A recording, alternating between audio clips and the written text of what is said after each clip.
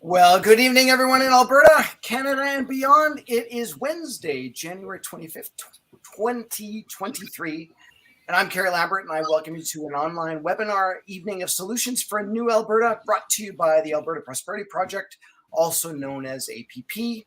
Our purpose is to educate, inspire, and unite all Albertans, businesses, and organizations to promote their prosperity, individual freedoms, rights, and sovereignty by empowering the Alberta government to restructure Alberta's relationship with Canada. Of course, we couldn't do this without your help. And if this is your first time watching, welcome. And I hope you find this information engaging and wanting to find out more. And if you're a regular APP webinar viewer, thanks for your support. We couldn't do this without you. APP is membership driven with a goal of 1 million plus members to help steer the political process. APP memberships are 1 year for $20. 2 years for $30, 3 years for $40, and you can find out more at albertaprosperityproject.com. So tonight's webinar is entitled Alberta Policing, an Open Discussion. And we have a great panel of speakers with us. And this is a live webinar. It's 7:03 here in Alberta right now.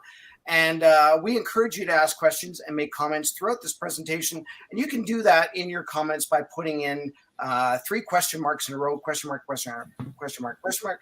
And then that way it flags us that you're basically looking to ask a question. So I've got big bios here, people. I do. These guys are absolutely amazing. We're going to start with Darryl Witcher. He is a retired RCMP. He's born and raised in Calgary.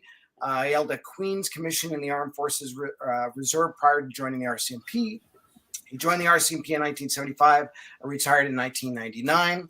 After retirement, spent some time operating a safety business for a number of years, teaching first aid, CPR, and other courses. And over a period of 28 years, trained and earned a 6th degree black belt and is a master in Taekwondo. Operated and oversaw schools in Innisfail, Olds, and Penhold. And he has earned a sports nutrition diploma and is a personal trainer as well. And he's living in Olds. So thank you very much for joining us, Darryl. And I might as well just ramble on about the other ones too. So, of course, Daniel Bulford, also known as Danny, was born and raised in Saskatchewan, raised in northern Alberta. And he grew up on a small farm 6 miles north of the small community of Besançon. Does that sound right, Dan? Yeah, that's correct. In the county of Grande Prairie, Alberta. And I understand you're actually moving back to Grande Prairie. So welcome back to Alberta. I'm there now. Thank you. There you are. Awesome. Daniel followed the family tradition and became a police officer with a RCMP in August of 2006. He joined the ranks of his father and 2 older brothers as members of the force, along with his older sister, another longtime employee of the RCMP. After graduating the Depot Training Academy in Regina, Saskatchewan, Daniel was posted to Whitehorse, Yukon. Daniel spent 4 years working on Whitehorse Detachment and was transferred to Mayo Detachment in December 2010. Daniel spent 2.5 more years as a general duty police officer in the community of Mayo before transferring to Ottawa. And in July 2013, Daniel was transferred to the RCMP National Division Emergency Response Team in Ottawa. And during this time in the National Division ERT, Daniel's primary role was a sniper observer, with the majority of his time spent supporting the protection of the Prime Minister and other intentionally protected persons. Daniel officially resigned from the RCMP on December 15th, 2021, after speaking out on behalf of the Mounties for Freedom against mandated COVID-19 injections. Mounties for Freedom is a dedicated group of regular members of the RCMP publicly opposed to coercive mandates and discrimination against Canadians exercising their fundamental right to bodily autonomy. Whew! How was that, Danny? Was that was pretty good? Yeah, that was good. Thank you. And now we've got, last but not least, of course, we've got Mr. Brian Denison. Brian was one of the 24 new recruits selected from over 3,000 applicants to join the Calgary Police Service, otherwise known as CPS, in December 1997. This was his lifelong dream, which he achieved in a very competitive environment during the 90s. After graduating from police training, Brian was posted to District 3 in Northwest Calgary, my district, where he gained valuable frontline police training from very experienced officers. He spent 4 additional years working the streets of the very busy District 4. During his time on street, he also took to the role of officer coach for new recruits. Brian also was relied upon to perform the duties of acting street team sergeant as needed by this service throughout many years of his career. Brian applied for and was accepted as the hate crimes coordinator with the CPS and spent 3 years in this position. He was able to infiltrate a national skinhead neo-Nazi hate group, wow, with an online presence, which was at its height in 2009-2012. He assisted in a high-profile murder investigation involving members of the same group. Brian was also a member of the Alberta Hate Crimes Committee. During his years as the hate crimes coordinator, he continued in his education attending hate crimes conferences in Calgary, Ontario, and Saskatchewan. In June 2012, Brian transferred to become a member of the Downtown Beat team, where he primarily worked with the homeless population and took calls for service in District 1 in the downtown core. March of 2021, Brian returned to frontline policing in District 6, taking calls for service on the street. When the CPS implemented their discriminatory COVID-19 policy, he was unable to follow their unlawful and unethical COVID-19 mandates. Brian was openly vocal against these mandates and was suspended and charged with discreditable conduct and insubordination for upholding his oath of office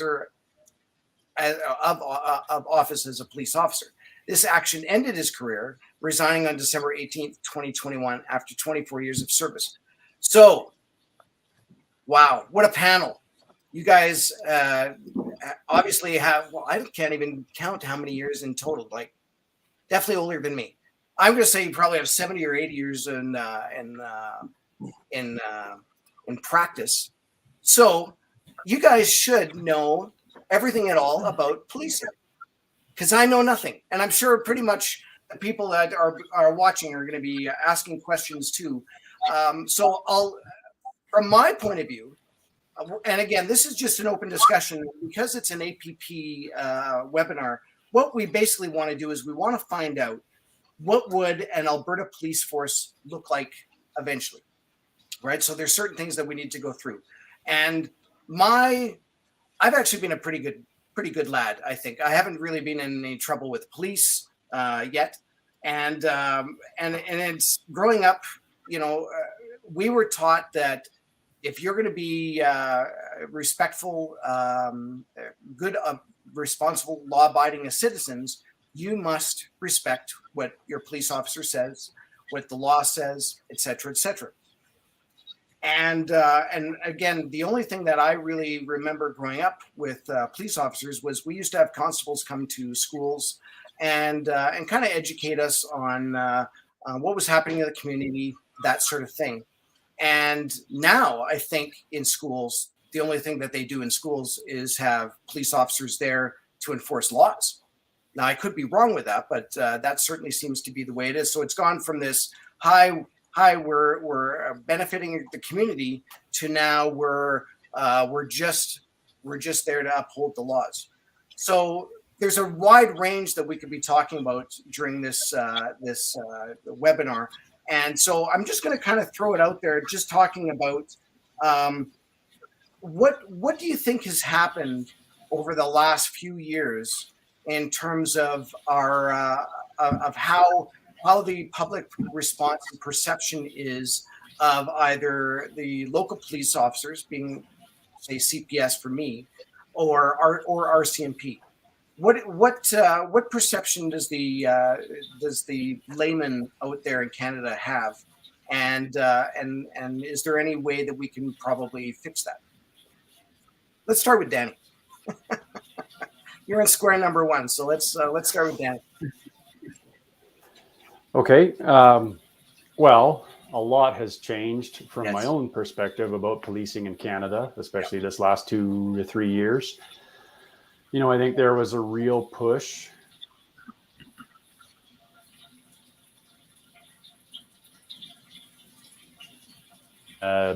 summer of 2020 with the defund the police movement. Mm-hmm. So there's definitely an element of society that doesn't think that the police are trustworthy. Yeah. And they would rather, either abolish or at least scale them down to quite a degree.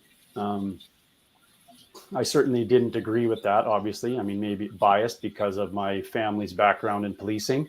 Mm-hmm. But I mean, I've seen what we've all experienced firsthand, like how bad things can get if you don't have anyone to answer the call to come intervene when situations are dangerous. Mm-hmm. Now, the problem that I see now is that the people who probably were the most vocal supporters of law enforcement during that time frame are now struggling with trust in the police. Mm-hmm. Post-COVID enforcement and the convoy dismantle. Yeah. And so now, I think the people who would have beat the drum the loudest of like back the blue prior when the defund the police movement was at its peak, are probably now also, they're not saying defund the police, but I hear it on a regular basis that people just don't know who to turn to anymore because they don't trust either they have a mistrust of the police post-COVID enforcement and convoy, or they just don't have any faith that an institution like the RCMP, for example, is going to take them seriously when they're trying to report when they want to make a report about an offense that they believe has been committed, mm-hmm. Regarding COVID mandates specifically. Yeah. And, I think couple that on top of the fact that we've seen a lot of, especially with the RCMP, I'll speak to with the current commissioner, she's wrapped up in a number of scandals. It has been reported widely in the media that she is, suspected of politically interfering with serious investigations on behalf of the current government. The RCMP didn't feel that it was in the public interest to pursue criminal investigation against the current prime minister.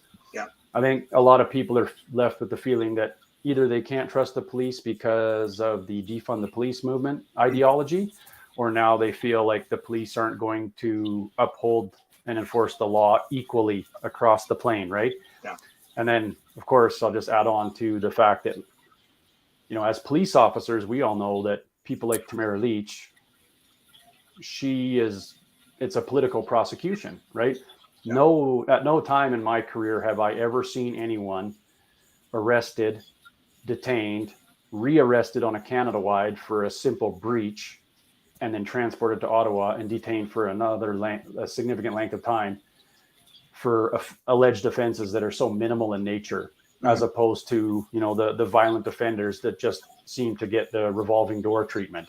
And so I think people's faith in the legal system in general, like the police, the courts, all of it, is that there seems to be different rules for different people.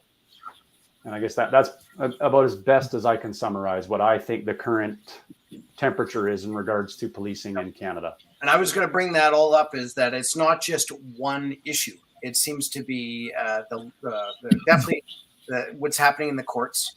And I'm not quite sure, again, this is kind of just a fluid topic, so we can pull it back and discuss however we want. But, with what's happening with the boys in Coots and how that was done through the RCMP. And I know there's been some talk trying to get the Alberta Premier to somehow step in and maybe take some action. She's already publicly said, well, she can't do that. So it's not, that part is not just a police or it's not just a what am I trying to say there? It's not just really just a police issue, or it's not just a federal issue. There's a lot of things that are taking place in that, right? So, but with when we're talking about things like people getting arrested, I think one of the questions that I get asked quite often is like, who actually comes up with that? Like, is it really just up to the officers to go in, or like, what's the process? Like, if somebody was wanting to arrest Pastor Art, what is the process in doing that? Does anybody know that? Well, I think with Pastor Art, I think because it was a high-profile arrest for him, all of them were, and he's well known to the Calgary City police officers, so everyone knew who he was. That would be orchestrated from up the ladder. That would not just be the officers that you saw on camera arresting him. That would have been from up the ladder. So it would have been dictated down to the ranks to go there and arrest someone like that. And I would assume that it's probably very much the same for any of the freedom fighters that were arrested, including the people in Coutts and in Ottawa as well. Is that it would be an order that came down from incident commander or somebody up that high that's wanting that person arrested, I would think. Yeah. And really, again, being not really knowing the process, if you're given orders to do something, you cannot say no. No, that's yeah, you can. You can? Darryl, you can? Yeah. Oh, yes. Yeah. Oh, yes, you can. Yeah. And here's one thing I just wanted to add to that. Sorry, Darryl. I just wanted to add one quick thing. Is anybody up the ladder can tell me or order me to go arrest somebody, but I have to satisfy myself that this person is arrestable. So it's me that's arresting somebody. It's not the inspector who has told me to go and do it. It's actually me, Brian Denison, that would be arresting this person. I have to satisfy myself that he should be arrested, and that what he's being arrested for is legal. And if I don't believe that is the case, I can say, no, I will not do it. And he can find somebody else, or he can go do it himself. Wow. See, I didn't know that. And probably a lot of people don't realize that. I believe that the typical rule is that if you believe it is an unethical or unlawful order, you're obligated to refuse it. So like Brian said, you can take direction to go arrest someone, whether it be from another officer or a supervisor or even a warrant, right? But in each case, you have to satisfy yourself, like Brian said, that grounds do exist to make a lawful arrest before you do it. Wow. Okay. Well, that's actually quite shocking, I guess, because now that kind of puts a different spin on a lot of the conversation we could have in terms of, so who were the arresting officers for such and such person, and did they actually think that they should be willfully arrested at that time? Prominent figures like Tamara Leach, like how would that have worked out in Ottawa?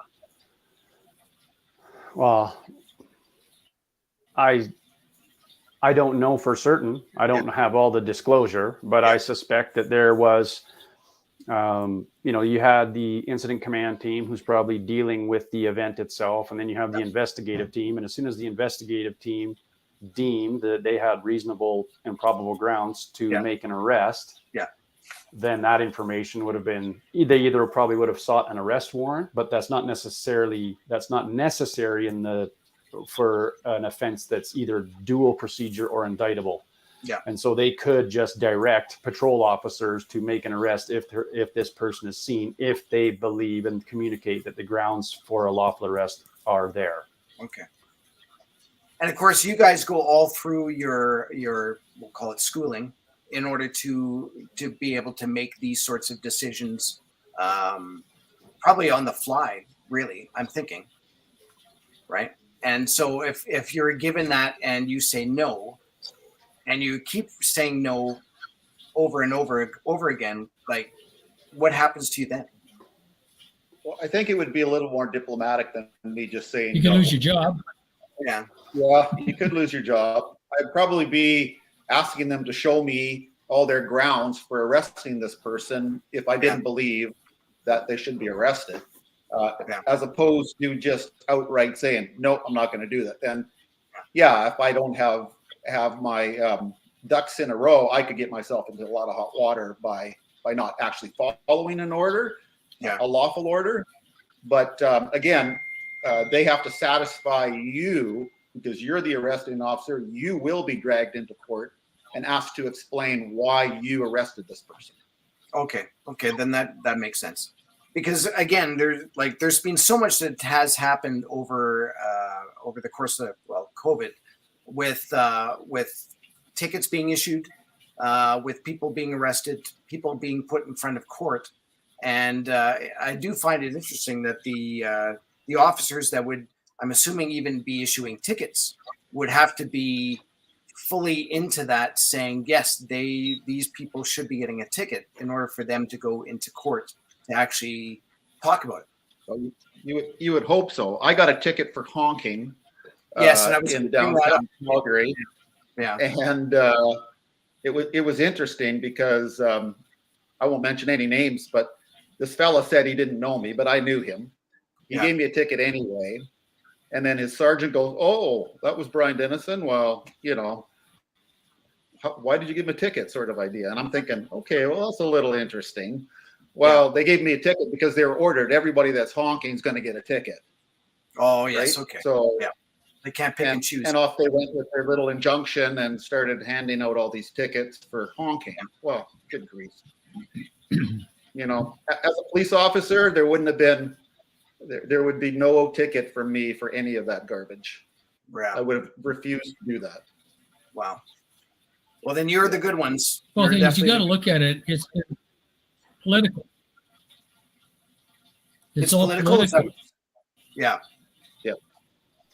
Yeah, it's all been run by politics, and the upper echelon in any police department is going to be controlled somewhat by the governing body. Yeah. And if it comes down from the Premier's office, sends it to the commissioner of the RCMP, says, your people will do this, send out a directive. Well, guess what? It all rolls downhill to the poor member that is at the bottom making the arrest or doing whatever they have to, and they have to do it in good conscience.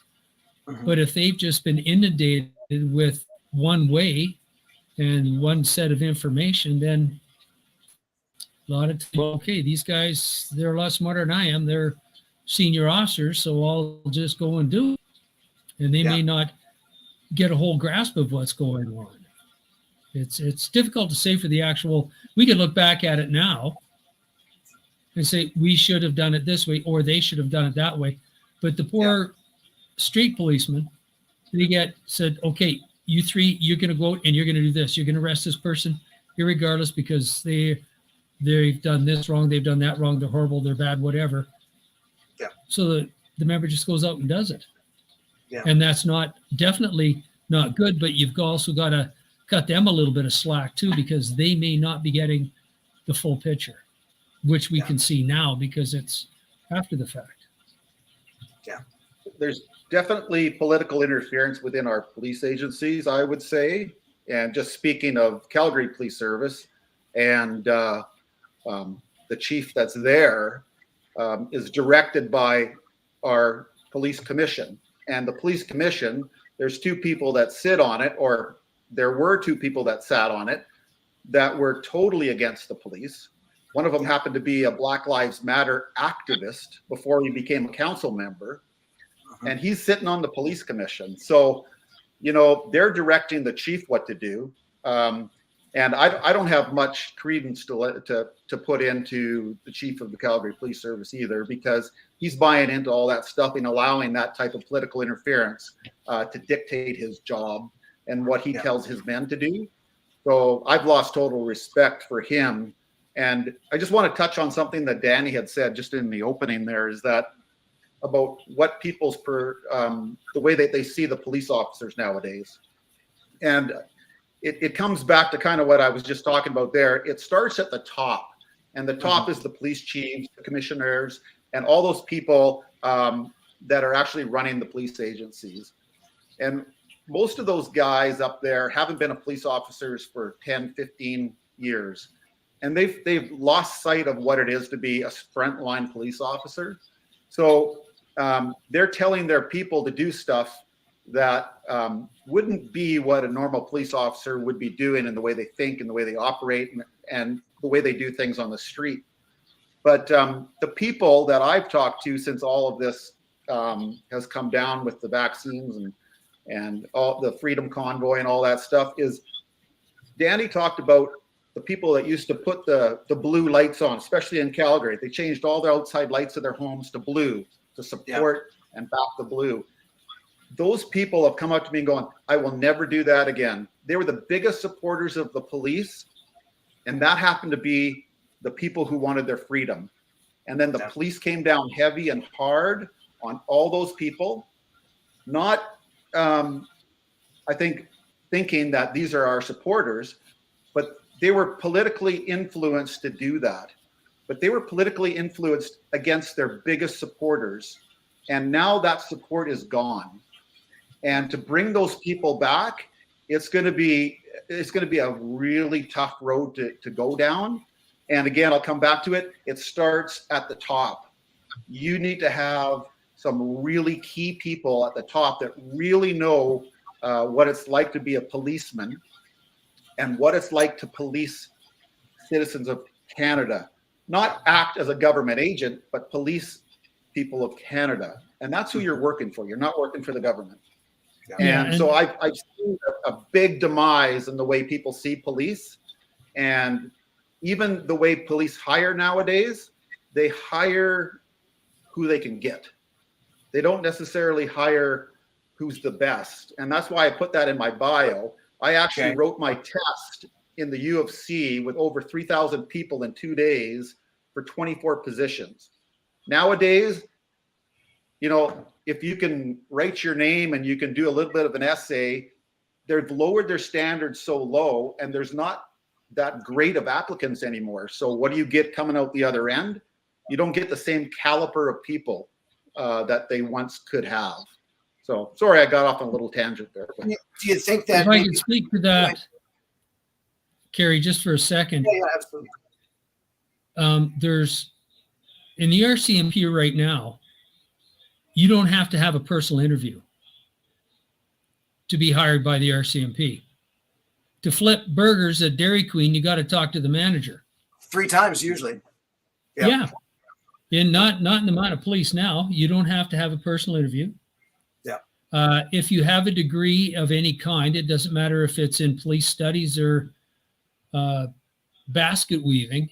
Oh, that's a big plus. And you know, it's just watered down so badly now. They say, well, we have X number of this type we want to get. We've got this number. You know, we want to be politically correct with all our hiring practices, and all that. But to go back, and I'm gonna, because I go back a long ways, and what policemen and policewomen have to do. Park your darn car on Main Street, get out and walk.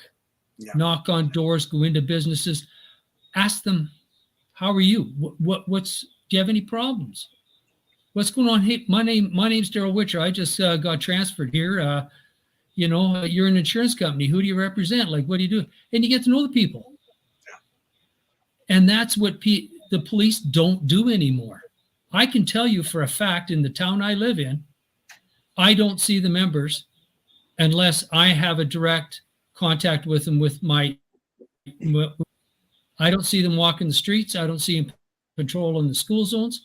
I don't see them doing what policemen used to do years ago to get to know the communities and to be involved with the communities. You don't do your 8 hours and go home. You do your 8 hours, you go home, you have supper, and then you go out and you teach Taekwondo to 50 or 60 people, or you coach hockey, or, play badminton. It doesn't matter. But the policemen these days, men and women, doesn't matter. They just aren't involved in the communities. And I think, Brian, you can probably agree with that from being a street hoofer yourself. Well, that's why I ended my career, was on the street. And I'll tell you that that's another problem, is that they expect the street guy to do more with way less. And the streets, for instance, my team should have been 16 people. We had 9. So you have 9 people, 3 call in sick. What do you have? You have 6. So all of a sudden you got 6 people working from 4 o'clock in the morning till 7, when a lot of bad crap happens. And you're this side of the district to that side of the district, you're back and forth. So they expect you to do so much with so little. Yeah. And that's what I mean by the hierarchy. The chiefs and all those executive guys above us are so out of touch. Yeah. And I'll give you, for instance, my chief sat in my parade before I started shift. This is before he wanted me to go because I was so egregious. He said, he was sitting in there asking what they could do better. I said, well, you and your whole executive team should come out for a whole round of shifts. That's day shift, night shift, all of them, and do everything you ask us to do all the reports, meet all the people, do all that kind of stuff. What did he end up doing? After I was let go, he came out, he rode along with my sergeant, showed up late, left early, did nothing. You don't know what's happening on the street. They have totally lost touch, that they don't see that the poor policemen that are running ragged, trying to do the job, don't have time to do anything. And I remember going call to call to call to call to call all night in jail or the hospital. You don't get to eat. Whatever you can stuff in your face from your car as you're doing something, that's what you eat. That's what you drink. And you're stuffing coffee down you just to make it through the night. And then your backup shows up to take over for you in the morning, and they're a depleted shift as well. So that's the problem, is that they can't find enough good applicants, and the people that do get hired just want to move on from the street. The street isn't the place to be. Specialty units are the place to be. Yeah. And we need to make it attractive for the street cop to be a street cop. That's what I signed up to do. That's what I finished doing. And I'm glad I did. I loved it. It was hard on a 58-year-old guy to do it, but I humped it out and I did my career, and that's what I wanted to do. But there needs to be more of those people that want to do that job that stays there. So the incentive needs to be there, instead of, oh, we'll give you a little bit more, you can move on to this position or this position. Or you can be, the rubbers in CPS always float to the surface. If that makes any sense to you, a rubber band floats.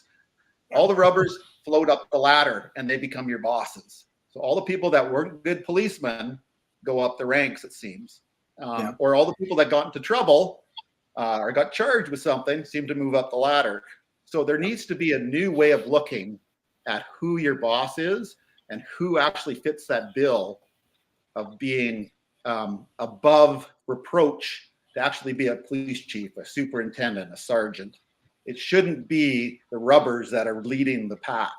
It should be these really sound policemen that know exactly what to do and exactly what they're asking their men to do. You don't lead from behind, you lead from the front. Yeah. Well, it's very interesting. You happen to bring up, it seems the services. So we've actually had an EMT that we've interviewed, and a fireman of sorts. We've had doctors. Now we have police, and they all seem to have the same, we're overworked and we don't have enough people. And yet, the way I, kind of how I started this discussion today was growing up, and we looked up to police officers, we looked up to firemen, we looked up to doctors. It's almost like we're almost telling our kids, you know what, don't get in those positions, get something else. And now all of a sudden we don't have people, good people, filling in to become a police officer, to become a good doctor. And maybe it's not just a simple quick fix. Maybe it's a cultural and societal way of issues that we're running into. And so we're not going to work right away. We're not going to solve this issue on this webinar, but it is something that we should kind of have in the back of our minds as to what we want to do. Danny, you. Yeah, I think policing is suffering the same fate as all the other institutions, including healthcare, including the military, where, like Brian said, the people who promote are the people who want to write and talk about how amazing they are, and they're not so excited about doing the hard work, doing a good job. So I think we're in a crisis of leadership, right? Like Darryl and Brian have both alluded to. It starts at the top, right? If you don't have strong leadership that is honest with the membership and with the government about what the force can and cannot do, and they just want to play this yes game or yes man game, go along to get along to keep the political masters happy, everything starts to implode from there. And we're promoting people based on everything outside of competence, right? And I think that's a societal problem in general. People are afraid to tell the truth, and people are afraid to say, you know what, maybe you're not the best candidate for the job if it doesn't suit the woke ideology narrative. You know what I mean? Yeah. And I've worked with amazing police officers of every race and any gender. That's not the issue. There's competent people. You can find competent people, but that can't be the only reason why someone gets promoted or why someone works up the ladder.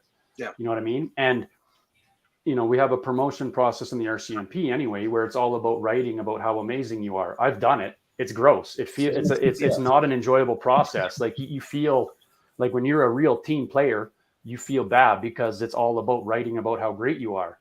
Wow. Whereas, I think it could be as simple as people apply, and then the applicants, you have something that you could do like a 360 feedback on that applicant, right? You talk to their boss, you talk to their people at the same rank that they work with, and you talk to the people they supervise, and to find out like what kind of person they are. Because if you talk to everybody, if you just talk to the boss, you might get, oh, he's amazing because he's a total yes man. Yeah. Whereas if you talk to another NCO that's the same rank, you might hear, yeah, he's okay, but he's not a real firecracker. And then you might talk to the people that he supervises, and they're just like, he's terrible. I can't wait to get away from him. All he ever does is just like, he's super indecisive. He's afraid of his own shadow. He won't make a decision when we really need it. Like he's a disaster of a police officer. Yeah. Well, then you have an idea like, oh, maybe this person shouldn't be the sergeant on this unit. Right. Yeah. So, I mean, I'm sorry, I could go on and get into a big rant, but I think the only fix is strong leadership, and then a real honest effort to recruit and retain high quality people. Yeah. And like Brian had said, people are super burned out because they don't have enough people to do the job, and they just keep getting asked to do more and more with less. And so you need to invest in those people. You need to get high quality people. Yeah. You need to equip them really well. You need to, don't be afraid to spend money on high quality equipment and high quality training. Yeah. And that if you do those things, you will have a very professional police force. Yeah. And then if you can't recruit enough high quality police officer candidates, well, then maybe you need to focus on, well, maybe we can hire more administrative staff to alleviate the admin workload from those officers, so That those makes sense. officers can spend more time being operational police officers on the street. Yeah. Because I mean, it's a lot harder to recruit and train and retain a high quality police officer than it is to find someone who is really good at administrative work. Yeah. Right. And it's a totally different skill set. Absolutely. Right. Like, and you can take, I've given this example before. You got 6 months to take someone who's a civilian with zero experience in policing or military or anything. Yeah. You know, they've maybe never even held a sidearm before. And you got to teach that person in 6 months' time to drive for their life and someone else's, to fight for their life and someone else's, and to possibly win a gunfight on the very first shift of their career. Yeah. And so you need to just cut through the fluff and focus on training them in the core operational skills and knowledge necessary to be a good, solid frontline cop. Yeah. And then everything else can be developed from there. Yeah. Those would be some of the biggest priorities for me if I was like a new chief of a police force. Yeah. Yeah. Well, maybe you should be. Yeah, I think I'm blackballed from policing in Canada. Well, speaking of Canada, so maybe one of the ways that we can kind of steer this direction is, kind of how we opened it up and saying, what would an Alberta police force look like? Right. And because we're used to doing things in a certain way. And you were just giving the analogy of, you have a police officer, you have to train them, you have to do that. Maybe we get an admin person in there in order to help them out. Well, obviously you can't do that and have an admin person and also give them managerial skills in order to actually learn how to coordinate groups of officers, as an example. So do you end up parachuting someone in to do that sort of thing? Like if you had to start with a brand new province or a brand new whole way of dealing with police, what would you start with? Like, how would you do that? So we've already heard Danny saying about how you would get officers in. Darryl, do you want to maybe make a comment on that? Yeah, I worked with recruiting for a number of years, and I got to tell you, it was horrible. Yeah. What the RCMP was recruiting and how they were recruiting was terrible. I think you don't try and reinvent the wheel. Okay. We already know that there's a great provincial police force in Ontario. Mm-hmm. And Danny and I have talked about this. And don't try and, I don't know how a provincial police force works, parachute somebody in. Yeah. Somebody that really knows that's just a cop that went through the ranks and, he's been in the mud, the blood, and the beer and knows administration. Okay. You pay him a good wage and say, come on in, let's sit down and write out what we need. Yeah.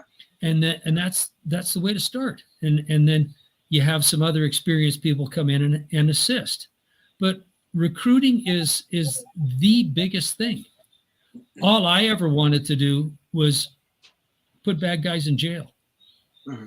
Since I was about 7 years old, I wanted to be a Mountie. Yeah. Luckily, I fulfilled my lifelong dream. I was a Mountie. Okay, great. Did I want to do other things? I waited till I retired to do it. Mm-hmm. But there's lots of guys that have the opportunity, like I'd have given my eye teeth to taking the training Danny had.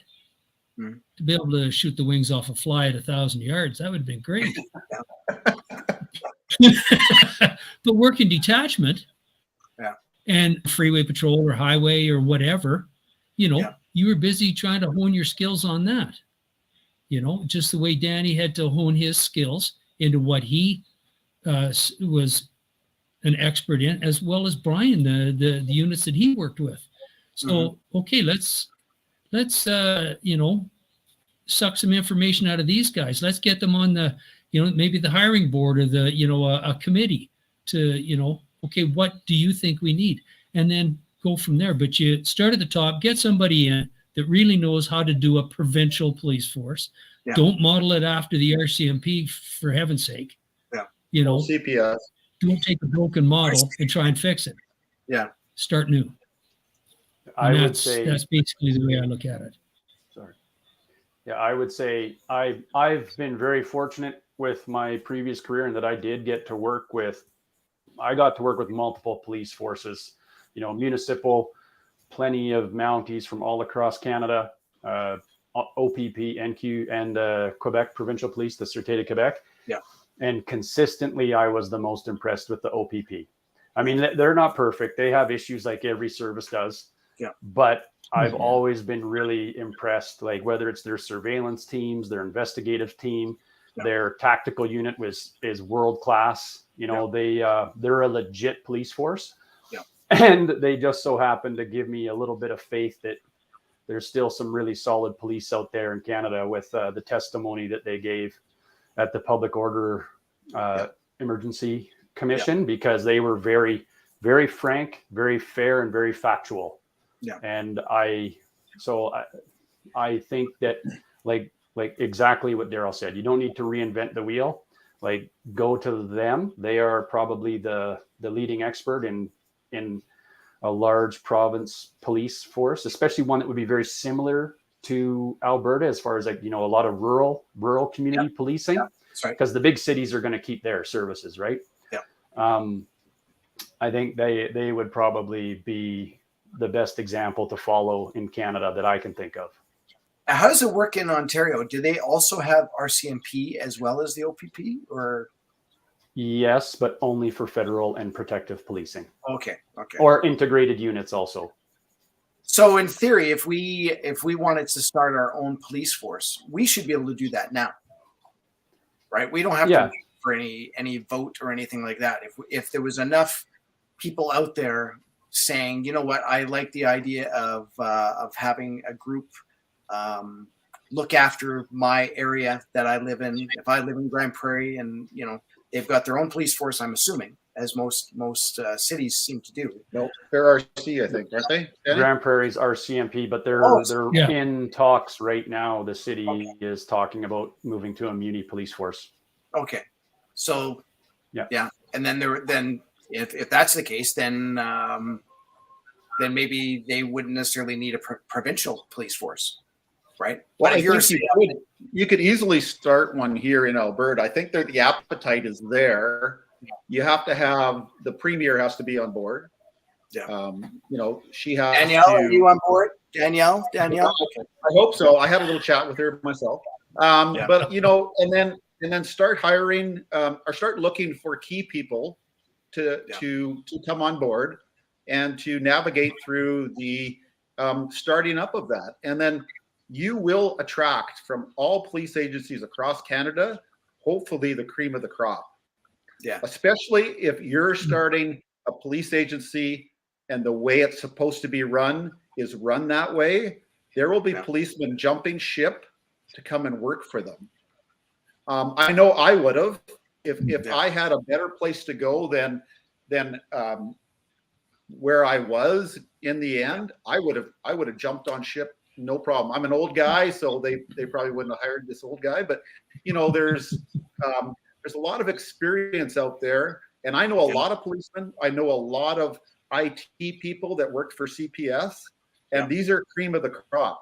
These are people that you would want to work for you, and that would lead that police agency onward. And it would be, as Danny said about the OPP, they would be like a world-class policing, and they would be somebody that could model for the rest of them. Yeah. So what would it take? You have to have the equipment. Yeah. And the money. You have to offer a good dollar, because these days, you know, you can't say, well, you're going to work your way up to making a mediocre wage. No. If you fit the bill, if we want to hire you, we want to pay you. We want to give you the best equipment, not what we borrowed from somebody else or bought secondhand. We want to give them the top equipment. Then you're going to get all of these people that are used to working that way with good stuff. They're going to say, hey, they're offering excellent funds, plus they get to work in Alberta. Mm-hmm. So sure, lots of people are going to come here. Yeah. Absolutely. And an incentive for them to actually work the street. Actually, Yeah. not you don't want too many people up the ladder. You don't want too many not support staff, but you don't want too many leaders. You want to have more worker bees. You want to have more policemen on the street, because that's where most police agencies are lacking. And their poor police burnout, and the people with PTSD, and the people on stress leave, it's just because they expect you to do so much with so little. And that can be easily changed. Exactly. It could easily be changed with leadership and how you attract the right people and hire the right people. So how much would this cost? I know you guys aren't the financial awareness gurus of knowing exactly how much it would cost to actually run a police force, but I'm thinking, and this is just off the top of my head, we send a lot of money from Alberta to Ottawa, who then divvy it up into the RCMP. If we said, you know what, we're going to start our own Alberta Police Force. That's a terrible name, APF. I don't like that. But APS. Start up with that. And then you guys can transition out your RCMP from being out, you're getting out of Alberta.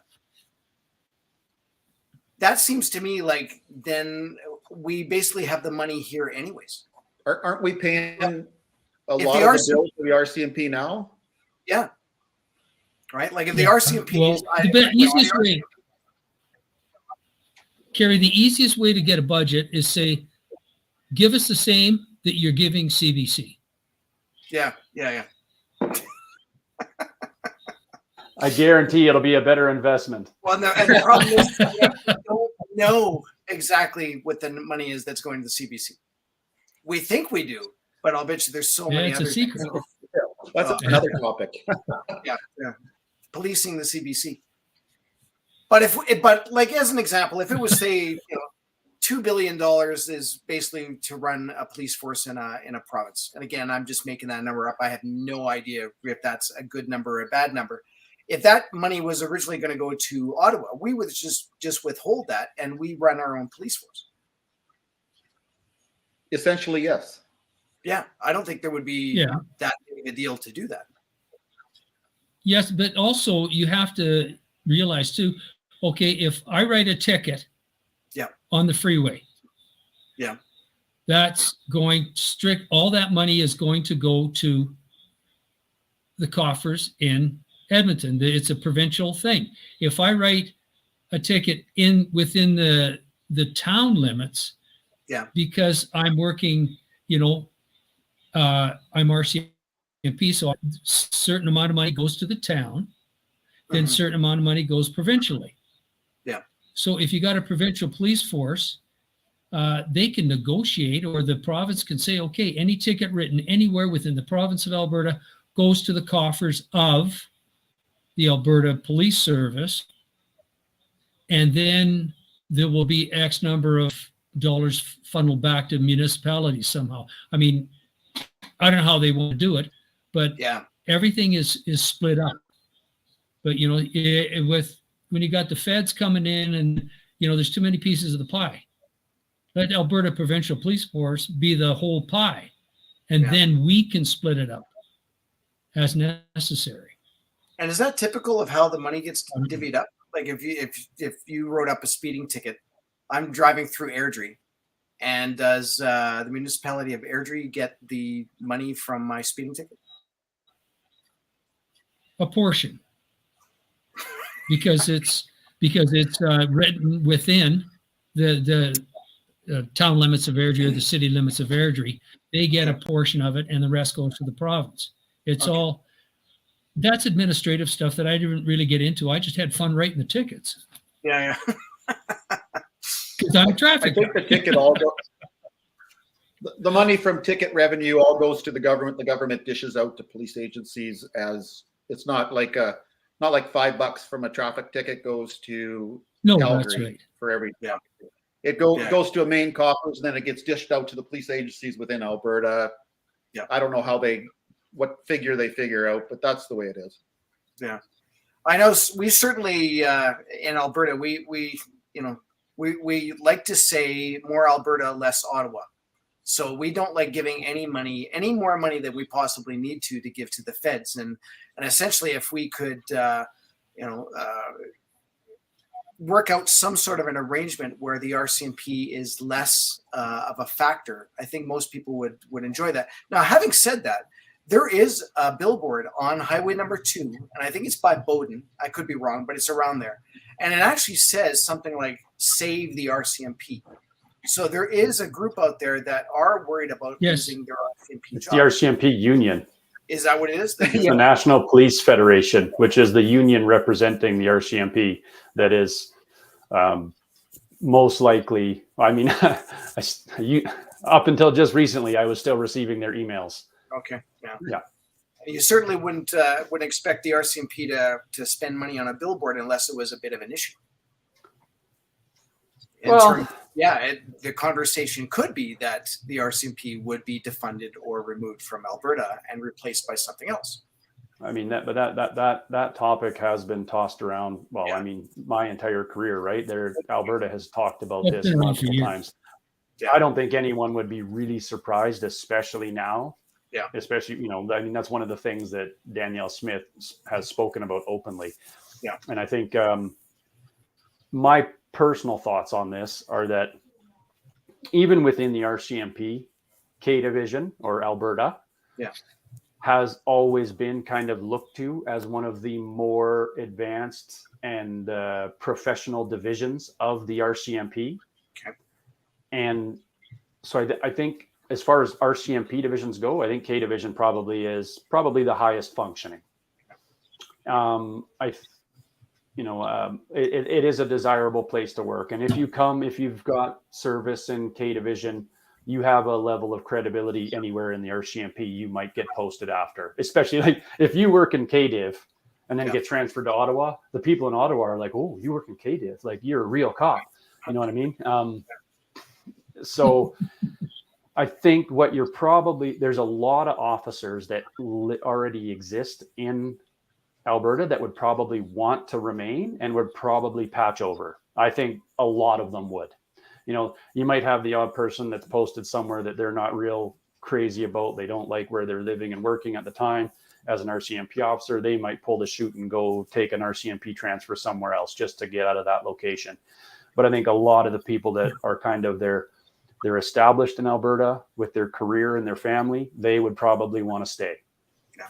And I think on the budget side, I don't know a lot about how how much different divisions are budgeted, but I suspect a provincial police force would be more expensive than the RCMP. I don't know how much, because K Division, they do seem to invest in their people. Like I said, they're pretty well respected within the Mounties.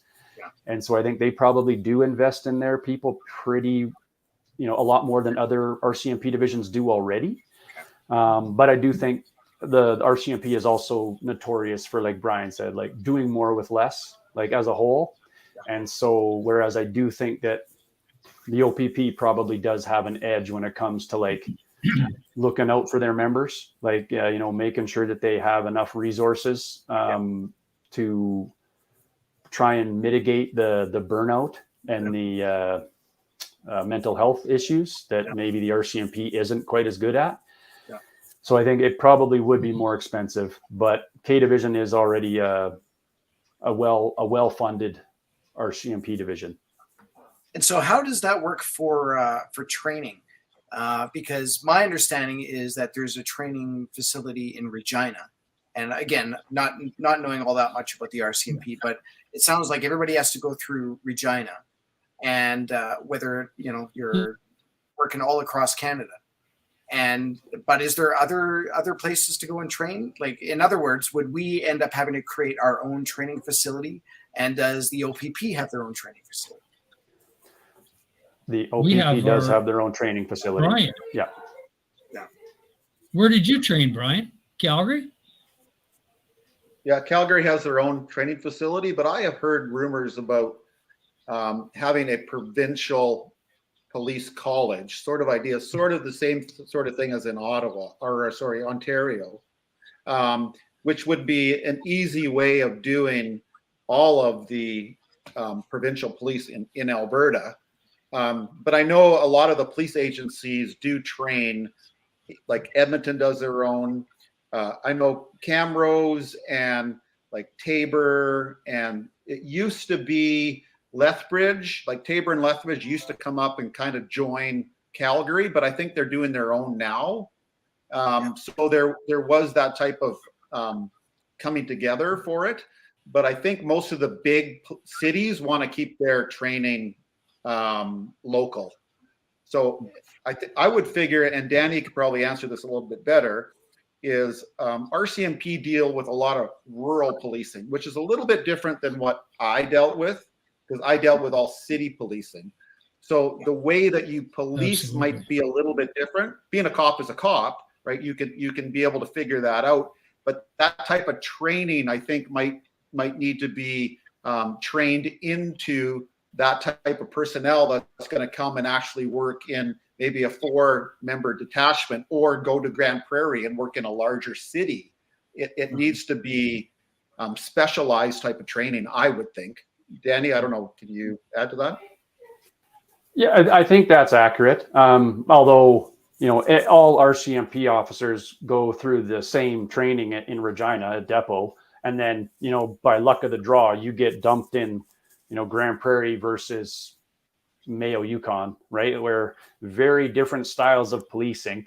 I think it's probably a good idea to send brand new recruits to the bigger, busier detachments, because you learn a lot in a very short amount of time. And then that's skills that you can take to any other smaller detachment where you have to work more independently, because you just don't have the human resources that a bigger detachment would have. Yeah. So, I mean, that was almost the perfect scenario for me. I went to Whitehorse, which was like a 24-hour city policing environment, like not crazy busy, but busy enough that you're chasing the radio, like call to call to call. Mm-hmm. And then that gave me what I think was a pretty solid foundation to then go work in a small town like Mayo, where I was on shift by myself all the time. So I think that's how I would structure it. I think, like, I would never send a brand new recruit to an isolated post where they're going to be working by themselves.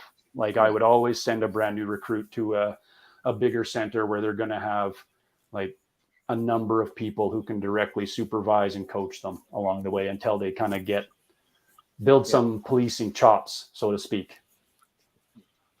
So we've talked a little bit about exactly. Go ahead, Darryl. Yeah. I was just going to say, if you're going to have a provincial police force, you're going to train them all in one spot.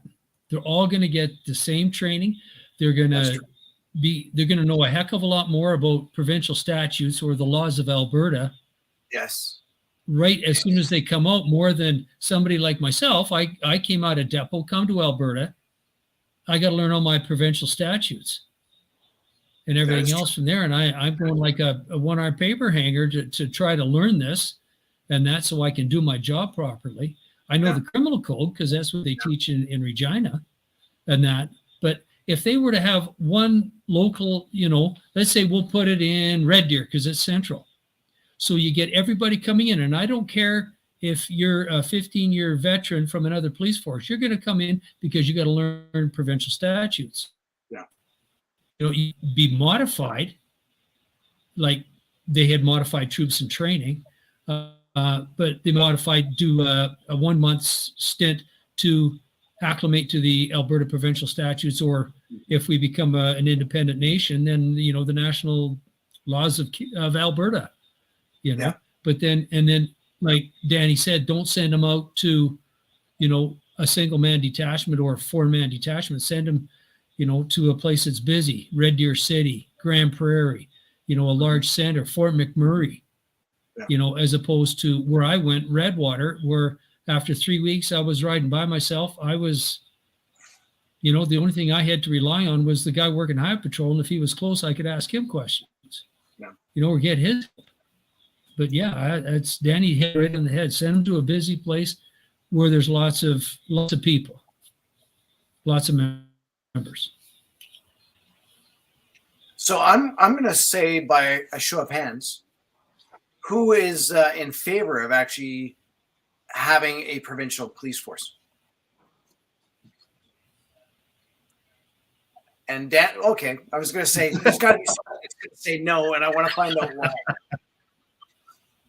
It's a complicated issue because it is there's pros and cons. I mean, the biggest con is that we've got a police force already in place. You just need to kind of shake them out a bit, and hopefully everything gets straightened out. But I think the problem is that they're a federal police agency, and I think Ottawa has their fingers in that pot. Yeah. And if you want to be less federal police or less federal government, you want to be less federal police. Yeah. And that's why all the major centers here have their own police agency. Yeah. Right? We don't want to have that finger in our pie all the time, and to be able to keep Ottawa out of making all the decisions and the way we deal with people out here. I think you almost want to push back on that type of presence. That's my opinion. Whether other people agree with it, I'm not sure. No, that's right. If you have a separate, independent police force, it's run by Alberta's government or whoever, the commissioner or the chief of the Alberta Police or the Lord High Admiral of the poop deck. I don't care what you call him. He answers to the premier and the council, or whatever you want to call them, the committee for policing. Okay, then it flows down, and you've got only one group to say this is what we would like done, or this is what we would suggest you do. Not having provincial, federal, and all this other stuff. Absolutely. Well, you could have it run by a police commission or a police board, like they did in Ottawa. They have a police board. We have a police commission. But the people on your police board and your police commission need to be, and we talk about the people at the top, they need to be bright. They need to absolutely understand what policing's all about and not cater to every single group out there that's calling for action. And you can think up all the names of all the people who do that. They expect you to bow a knee here. They expect you to do this. They expect you to do that. While we're actually policing, this is what we're meant to do. And you're not catering to everybody. You actually remember what your job is, and it's actually to police Alberta.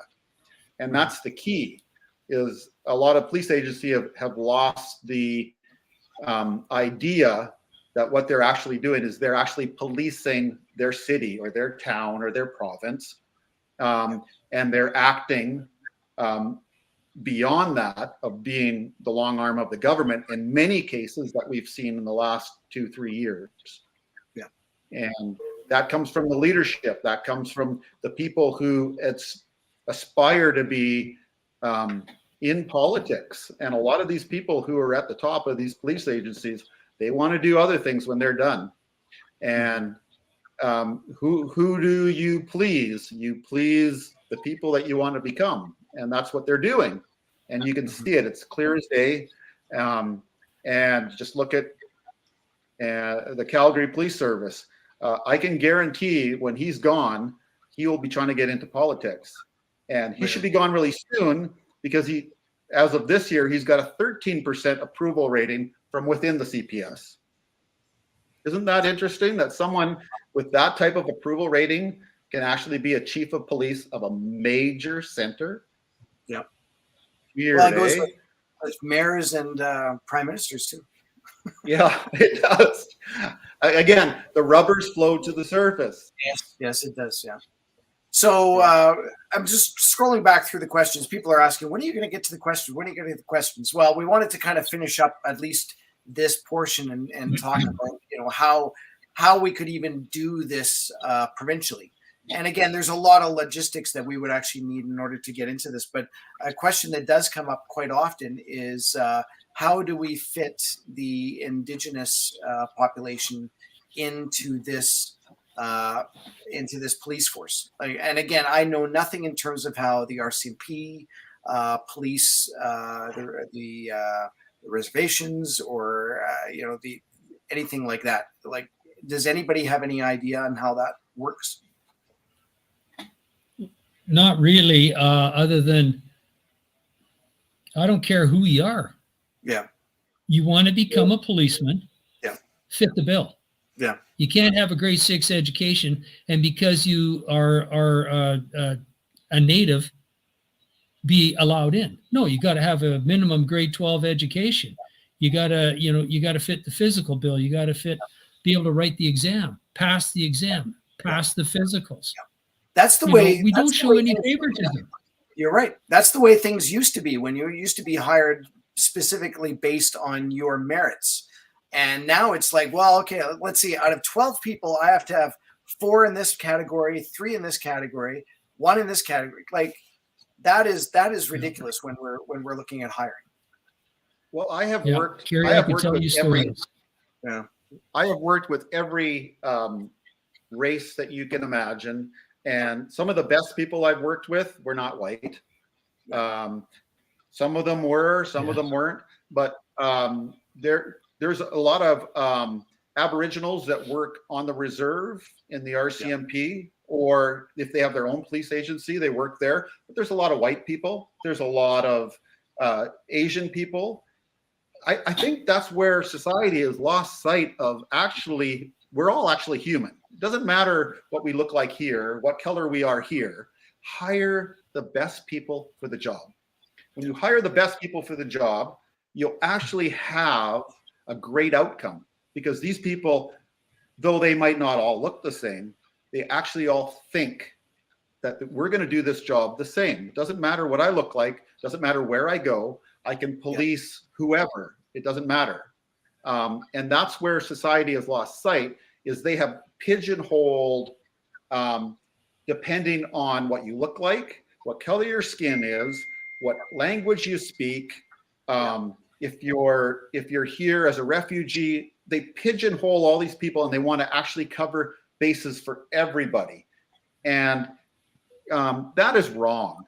And they try to say that, well, there's too many white guys in policing. Well, like, that has changed. That is not the way it is anymore.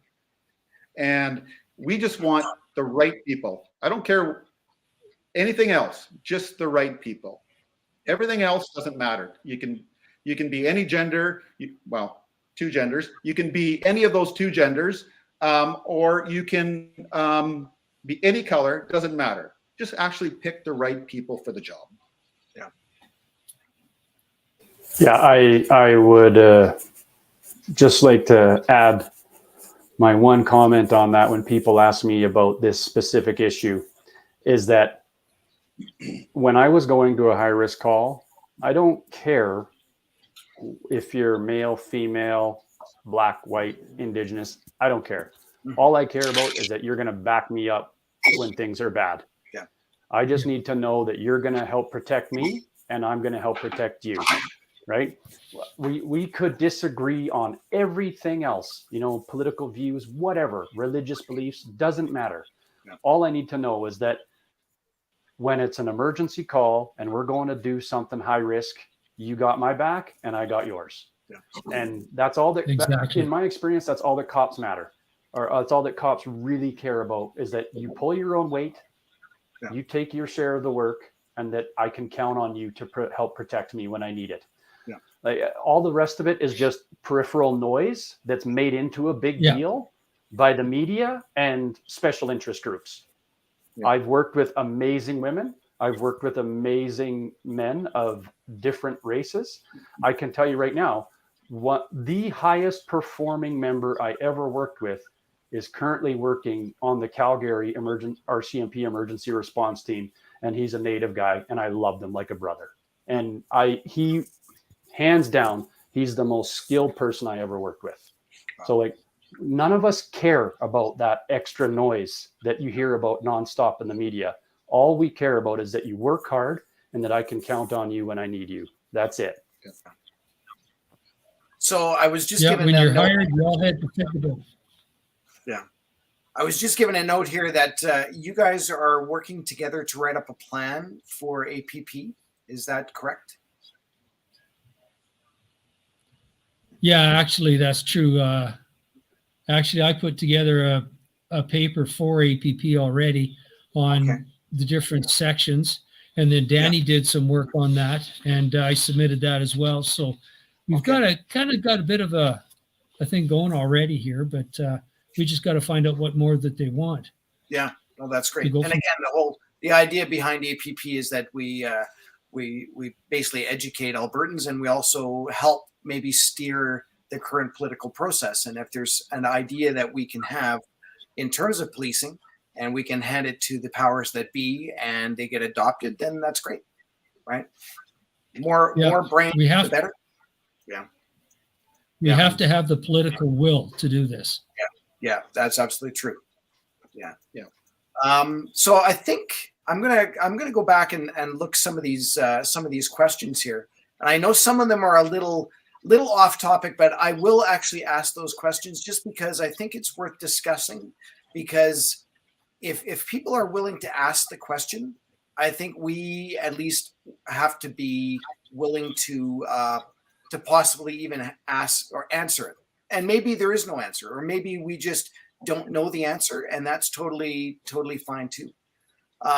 So actually, there's been a series of questions, and it's I'm not going to necessarily pussyfoot around it, but there's the talk of the dirty cops. There's and that's kind of the way I guess things end up being. There's good cops, bad cops, but there seems to be more assaults from cops, sexual assaults from cops.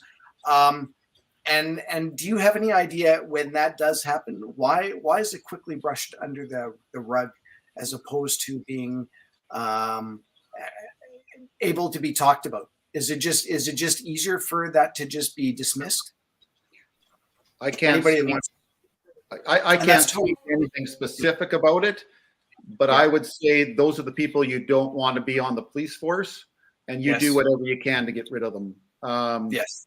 And whether it's sexual assault or assault or whatever it is, if you're committing crimes, boom. And I'll just speak with CPS. CPS has a tendency to not sweep things under the carpet, but give second chances too much. And sexual assault, if we just speak about that by itself, they're gone as far as I'm concerned.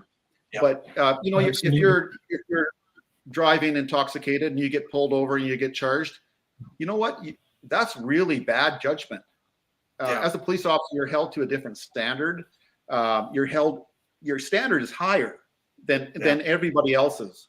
And that's just a fact. And that's the way you need to live your life. And if you've got a people like that on your service, they need to be gone. But CPS, they're so reluctant to get rid of people. And it's because of liability. They're so reluctant, but, what if they sue us? What if they do this? Blah, blah, blah, blah. They've got all these scenarios wrapped up in their head. Let me tell you, you commit one crime, boom, you're gone, is what it should be. There's no ifs, ands, or buts about it. Bad cops would be weeded out really quickly. And just speaking from a street cop, there were bad cops out there, and you saw them, and hopefully people that saw that spoke up, and they're gone. And a lot of them were. And that's the way it needs to be.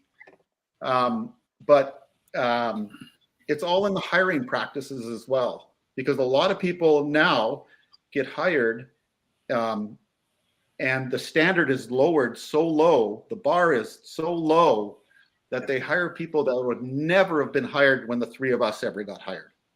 Ever. They would have been gone. They wouldn't have even made it through the process. So again, we don't need to reinvent the wheel, but we actually need to actually go back to the way things were maybe a little bit. Not so much of pleasing every special interest group, but actually being policemen and policewomen. Actually sticking up for society, sticking up for the people, the Canadians that need people to stand up for them. And I don't know if I answered that question, but I hope I did. They just need to be gone. Yeah, I agree. You hit the nail on the head, Kerry, when you said hiring practices. Yeah. If you get back to the way we used to hire, I know in the RCMP when I got in, it was totally different than it is now. Well, let me tell you. Yeah. Like it wasn't easy. It was tough. Nowadays, if you're a certain gender and you have a disability and this and that, or you could be a different color, then we can hire you. Yeah. And that's just wrong. It doesn't serve the people. Mm-hmm. It doesn't do me any favors for that person that's working with me. It doesn't do the person that we're going to their house to break up a domestic. It doesn't help them, Like I say, you've got to have one standard for all. Doesn't matter. Male, female, black, white, green, yellow, purple, I don't care. One standard. And then then they're all treated the same. Purple's an issue because that usually means they're choking. Ooh, yeah. I had to cut the tension there, so there you go. I would just like to, yes, 100% hiring, again, recruiting and retaining high quality people and incentivizing them to solid people to do street cop work. Because like Brian said, even in the Mounties are notorious for that too, right? Do your time on GD and get out of there. Yeah. And that's all because of the burnout and the constant expectation of do more with less. Yeah. So strong leadership, good hiring practices. Yeah. However, people often have spoken to me about like how, this issue and how it's, cops just kind of protect each other. Yeah. And that is not my lived experience when it comes to something serious like corruption and sexual assault. In fact, like my time in the Mounties, it was the complete opposite of that. If you did anything that brought negative attention to the RCMP, they were going to sewer you in a heartbeat. Wow. If they thought it would serve their purpose. Like that's what the leadership of the RCMP is like in a lot of places right now. Yeah. Like it's not about circling the wagons and protecting their own at all. So I think that's a misconception. I think it's an issue that the media, I agree. Yeah. The media definitely makes it to be a much bigger issue than it is. Because again, I think they're part of the defund the police. Yeah. Well, I mean, the police have been the media's punching bag for a very long time, right? And sometimes it's warranted, oftentimes it's not. The RCMP, as it is currently, has a real habit of punishing their officers for doing exactly what their officers were trained to do. Yeah. But I mean, obviously, with a sexual assault, like or something that is a serious crime like that, if the officer is convicted, like if they're proven guilty, well, obviously they need to be accountable just like any other citizen of Canada, right? Like the law is supposed to apply to everyone equally. Yeah. However, I know of a specific instance in Yukon while I was working there where 2 members were accused of such a thing. Their lives were absolutely ruined. And in the end, after 2 to maybe even close to 3 years, after the trial, it was evident that it was a malicious complaint made by the alleged victim. Yeah. And those officers, their lives and their credibility and their reputations were destroyed over a false accusation. Yeah. So I think the media definitely twists the narrative. And so I would caution everyone to always question what they believe from the media. Yeah. I always recommend try and get your information from as close to direct from the source as you can, because you cannot trust the mainstream media. They will twist everything to fit the narrative that they want their story to get clicks and to get views and to get ratings. Yeah. So that's my experience. My experience is that if I ended up in a shooting, even if it was completely lawful and completely justified, but it made the RCMP look bad, you better believe the RCMP was not going to protect me. They would throw me to the wolves if it served their purpose. That was my experience anyway. Yeah. Wow. And again, that's great to a point. But also you need a police agency that's going to stand up for its guys as well. And I'm not saying cover for them. I mean, stand up for them. And when you talk about frivolous complaints, I've had a few of those in my career. And the problem is they can say that I did something illegal, and then it gets proved that I did do nothing such as that.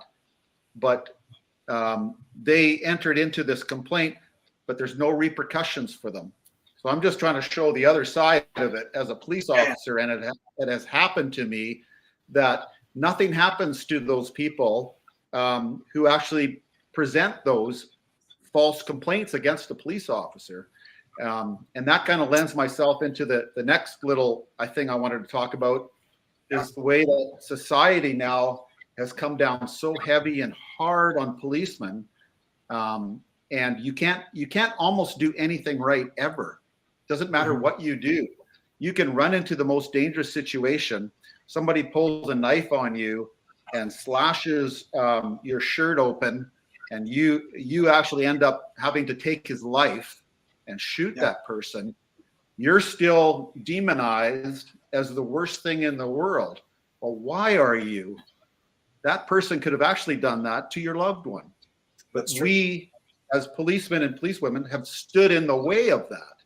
But I think society has lost sight of that for a vast section of society. They've lost sight of actually what we do. And a lot of people don't understand really what policing is. It's a totally different world. And if I was to sum it up to people that have no idea what policing is, just think that we live in a different world. We actually protect you from that evil world that's out there as best we can. And a lot of people don't understand that. And that's where that thin blue line came in that everyone's so up in arms about, is because our uniforms are usually dark blue, is what it's predominantly been. We were that line between good and evil.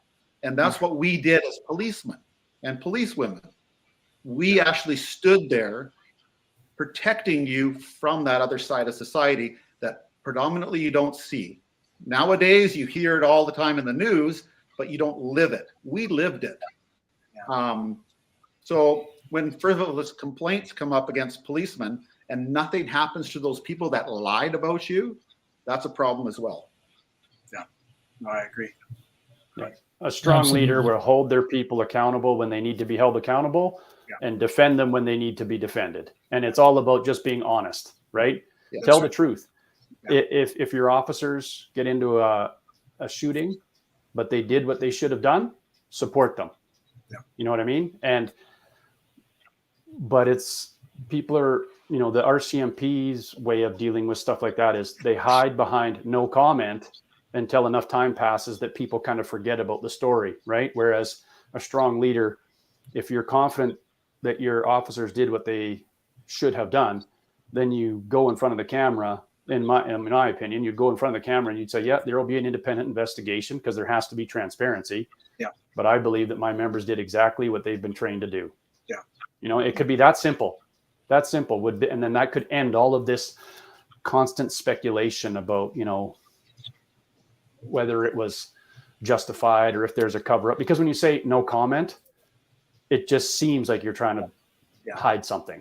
You know what I mean? Yeah.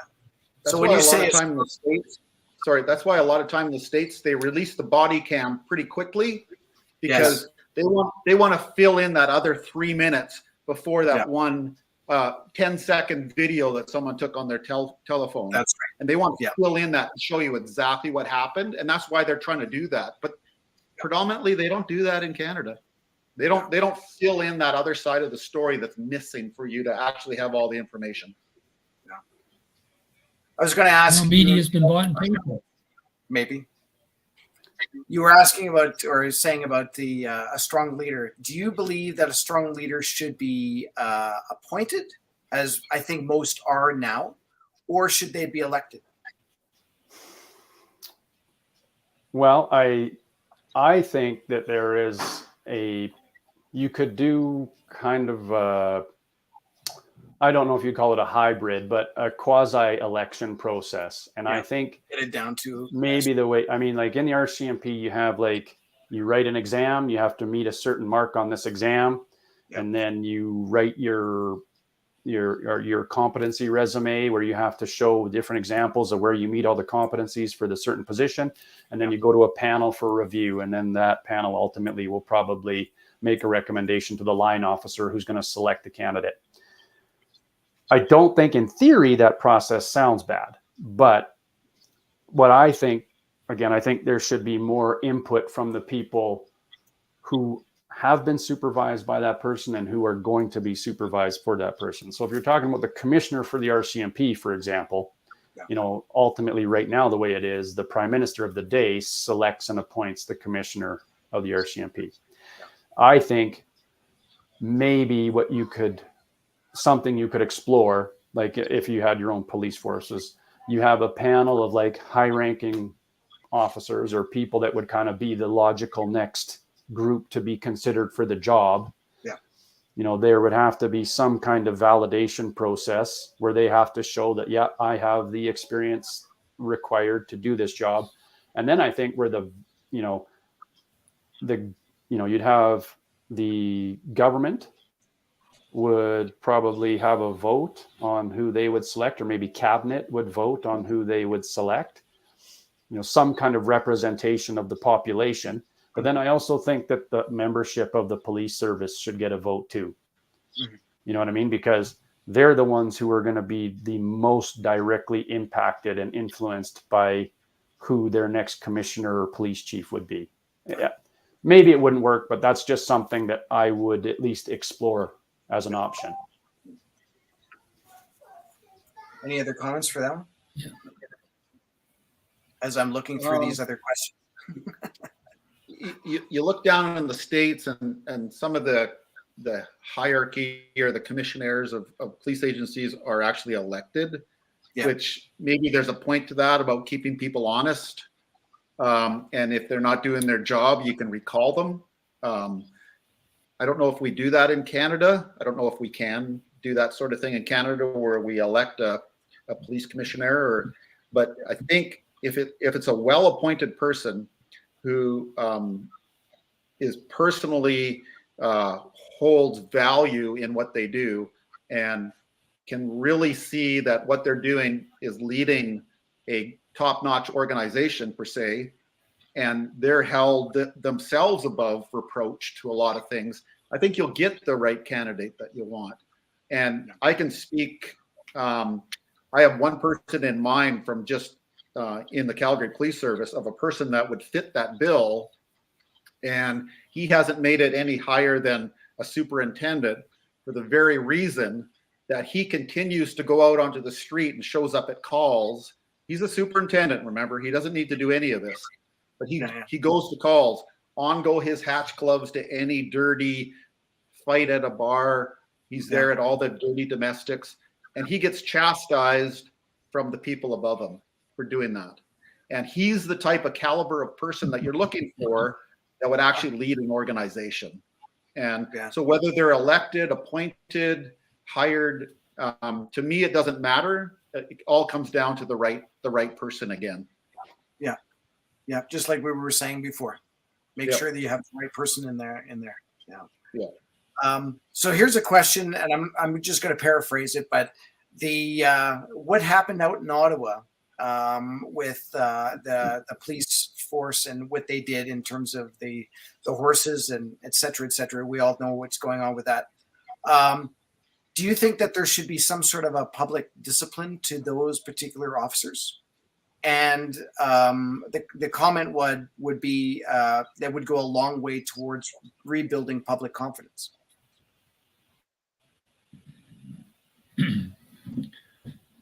Probably would help, definitely. I think some of the things that I saw, I'd have taken those guys and I'd have kicked them right back to where they came from and said, okay, pack your bags. Yeah. But,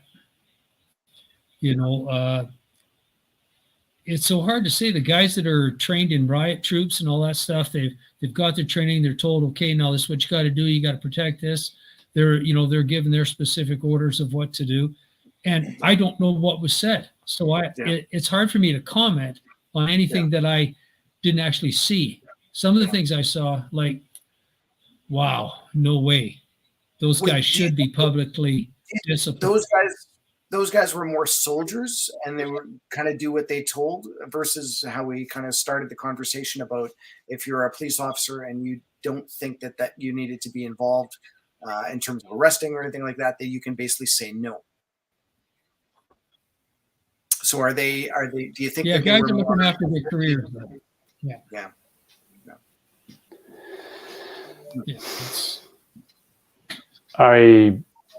It's hard to there's where we are and see. There's definitely a level of force was used by some officers against some people that I didn't see any justification for. Yeah. I kind of expected them to like push the line back and take territory, and then once they had taken enough territory, remove trucks and just kind of systematically work through it that way. Make more sense. Yeah. I don't think anyone would have had it wouldn't have elicited such a strong response and such a strong mistrust in the police. But it was the violent arrests and the horse trampling and those issues that made people think like, oh my God, I can't believe this is happening in Canada. Yeah. But again, like Darryl mentioned, we don't know what they were told in those briefings, right? Like, I think there was some effort to kind of get at that during the public order inquiry, but I don't think we ever got any real satisfactory answers about, okay, what intelligence do you have to justify this level of aggression? That's right. Right? Because one instance I can tell you, like when I saw videos of ERT members smashing windows in vehicles and then taking people out of vehicles at gunpoint, okay, if someone's refusing to get out of a vehicle, you might break a window to extract that person to effect an arrest. But to take people out at gunpoint, that's typically reserved for a high risk arrest. Yeah. And typically, in my experience, it's when you believe the person could be or is armed, right? Like you have to have some kind of intelligence to indicate that person could be a threat to your life or to others. Yeah. Usually because they have a weapon that would justify like pointing a gun in someone's face. You know what I mean? Yeah. So, but we don't know. We don't know what they were being briefed on. And I mean, it doesn't sound like when you heard the police witnesses testify at the inquiry, you never heard anyone say that there was any evidence that they were any real credible intelligence that convoy protesters were armed or that they posed any real significant threat to national security. Yeah.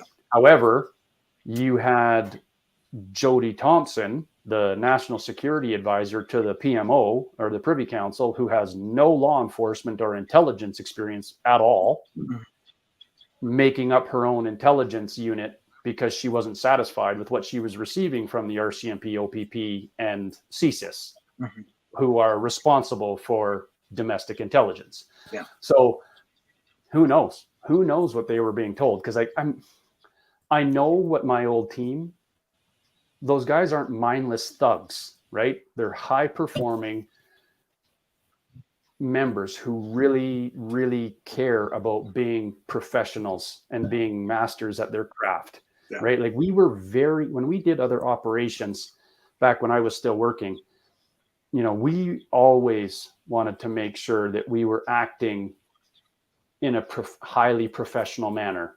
Well, for a couple of reasons. Number one, our reputation was at stake. Yeah. And we also wanted other units to want to work with us, yeah. right? So that we would get more good operations out of it. And so they're not mindless thugs. Mm-hmm. So that leads me to believe like they must have been briefed on something that we are not privy to in order to have that kind of response. But will we ever know? I doubt it. And likewise, it could be totally untrue. It could be called out by someone in authority and said, this is what we know. And we'll, like you said, we'll never find out, but that's what they've been told. Yeah, I mean, as a former tactical guy, when I got my intel briefing before doing an operation, I didn't go up to the intel unit and say, show me the details on this, right? Yeah. You put faith in them that they're giving you accurate information. That's right. Yeah. Just like the CBC. Well, the CBC is not an accurate source of intelligence. How unfortunately it appears that the police and government were using them as such. Yeah, that's exactly what I was alluding to too, because that's where it seemed to come from. And we just ran into that again with another thing with the NDP and what Notley was saying about Premier Smith, and that's a totally different topic. We won't go there, but. Yeah, I guess there's just a couple more other questions where people have asked about, and more of a statement too, with what's happened with the convoy and the RCMP, the way that they acted, and whoever else was involved, whether it was soldiers brought in from wherever, and of course it was not. Yeah, okay. It was not. I can confirm that right now. All right, okay. The guys that were in green that everyone keeps saying were big UN green guys in the olive gray, big tactical gear. They weren't called in from the UN. Okay. No. Okay. They were SQ in the big green coveralls, the Sûreté de Quebec Provincial Police. Yeah. Like the guys with the batons and like the riot gear.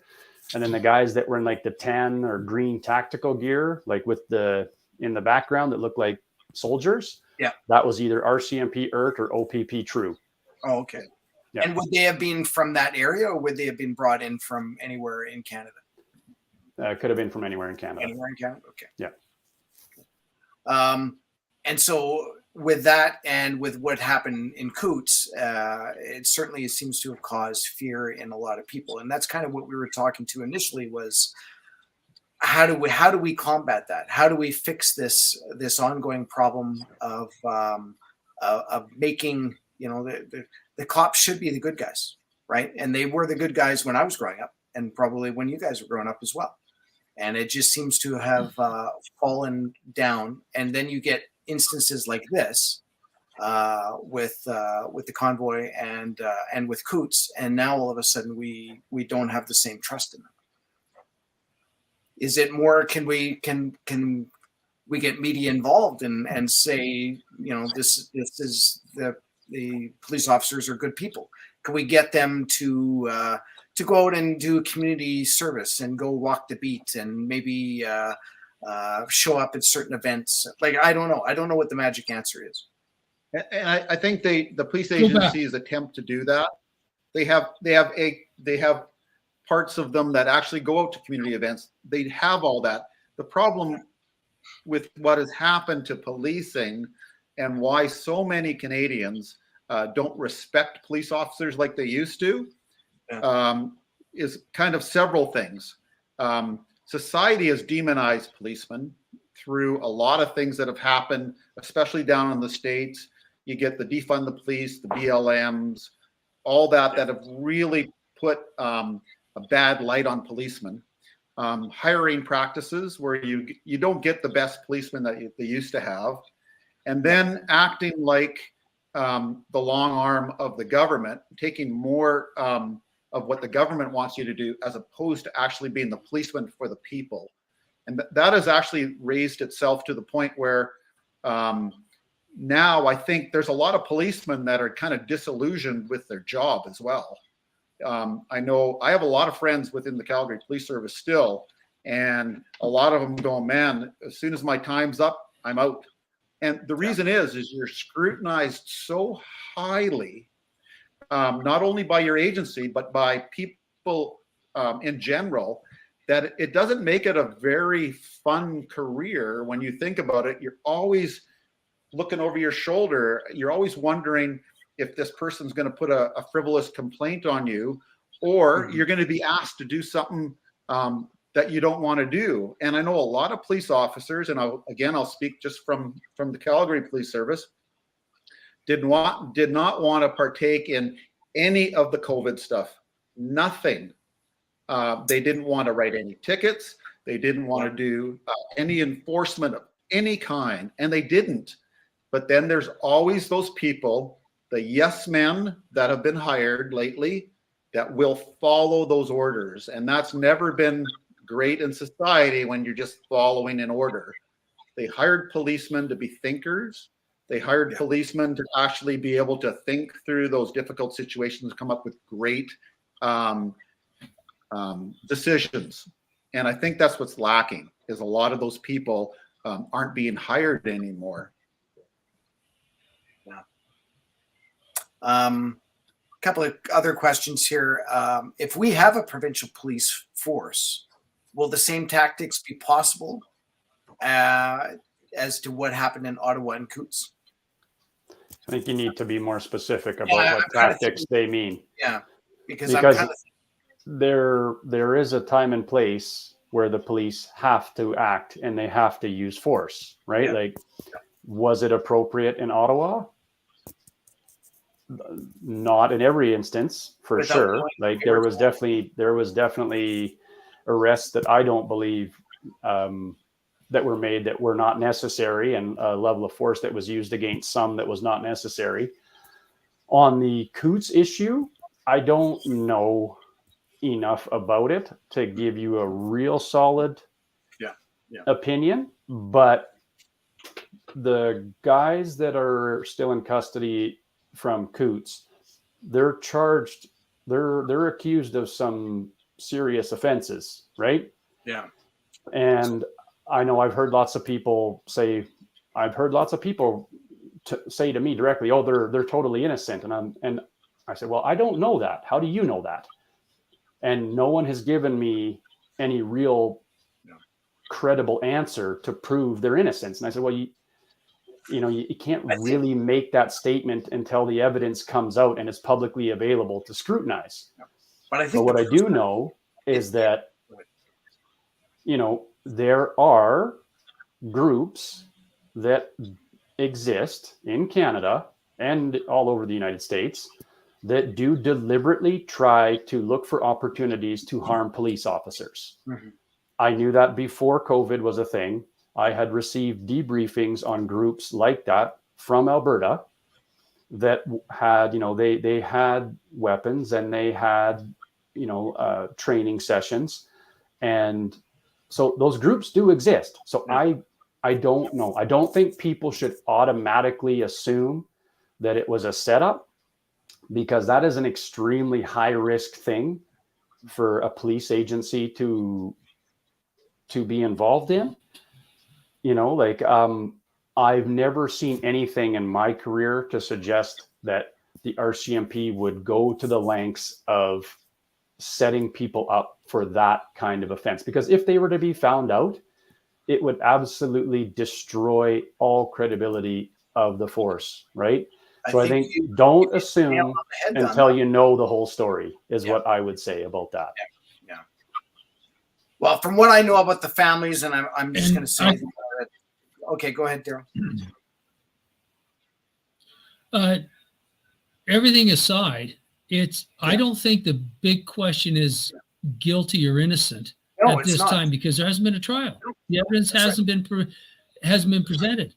They're being held in custody far too long. They should have been processed out. They should have been given their bail or whatever, because I personally know people have committed heinous crimes. They're out on the street within 24 hours. Yeah. And, that just doesn't fly. That's wrong. This is, again, politically motivated. Yeah. And we'll wait to see whether they're guilty or innocent at trial. and it'll probably ruin them only because of how much it's going to cost for them to go through trial. Right. Unfortunately, yeah. Yeah. Yeah. And really all I was going to say is, knowing the families that I've talked to there,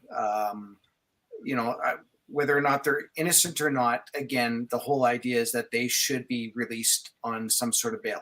And it shouldn't be politically motivated that they're still held behind bars because someone said something at some time.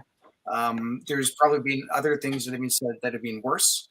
And yeah, I guess that's all I'm going to say on that matter. But it's a shame that we even have to have these sorts of discussions here in Canada when we're supposed to be, a free country and so amazingly whatever. And then, so to bring it back to APP, well, the reason that we do these APP webinars is basically to talk about topics that are hot topics in terms of what would we do if we were our own sovereign nation, independence, or even get a better deal within Canada. And talking about the Alberta Police Force and how that would possibly be done is just a few things that need to be done, even in terms of taxation and in terms of just how life would be better. How would our energy sector work if we were just on our own? So it's just one part. And if there's anything else you guys want to kind of wrap up with in terms of what do you think in terms of a police force in Alberta, or like anything that we may have not touched on? Because we've touched on a lot of stuff. I think we've pretty much covered the whole gambit there, right from political prisoners to recruiting. Yeah. So I personally think a provincial police force is warranted. I think it's something we should have. Yeah. I fully believe in it. Yeah.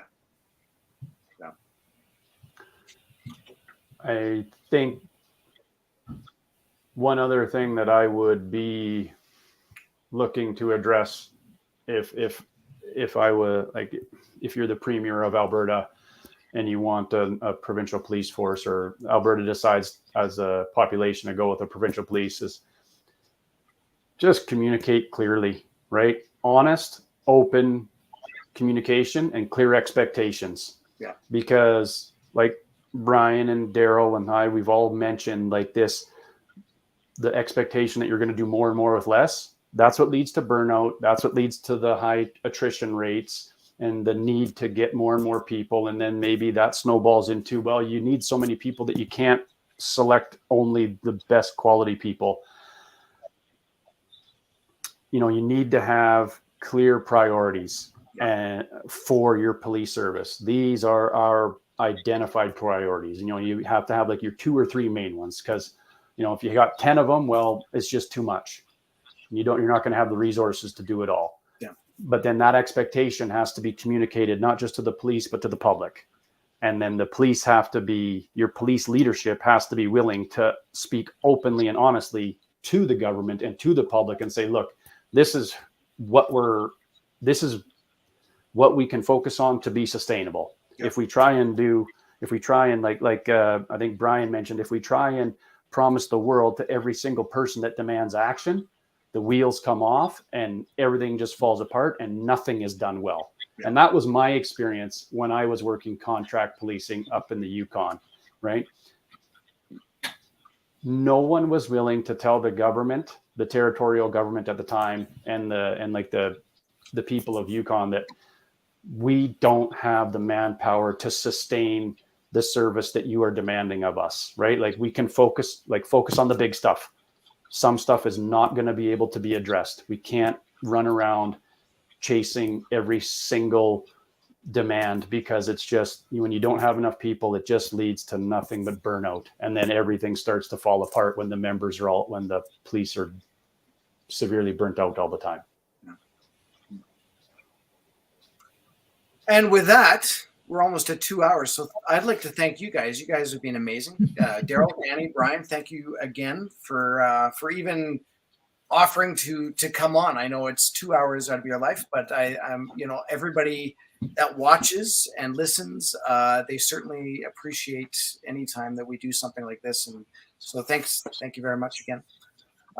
We do these APP webinars every Wednesday, and with new speakers and of course new information. And we do have the next 2 or 3 Wednesdays booked, but we're always looking for new topics as well. So if you have any topics that you would like to submit, please go to the Alberta Prosperity Project.com website and submit those. I'd also like to acknowledge our volunteers, which are our greatest commodity in APP. And without volunteers, we wouldn't be able to do this. And of course, we even have a couple of volunteers working backstage, kind of organizing all this. So thank you so much. And with that, I think I'll just wrap it up and wish you guys, again, thank you so much for coming out. And hopefully we'll see you at an online or ideally an in-person APP event. I know I really enjoy the in-person ones, because it's not just what you see on the screen. It's actually talking to people before and after. And usually there's coffee and cookies involved too. So that helps me too. So, but with that, thank you so much, guys. And maybe we'll do this again and in a couple of months or something, and see how much closer we are to actually being able to do this. All right. Well, thank you, Gary.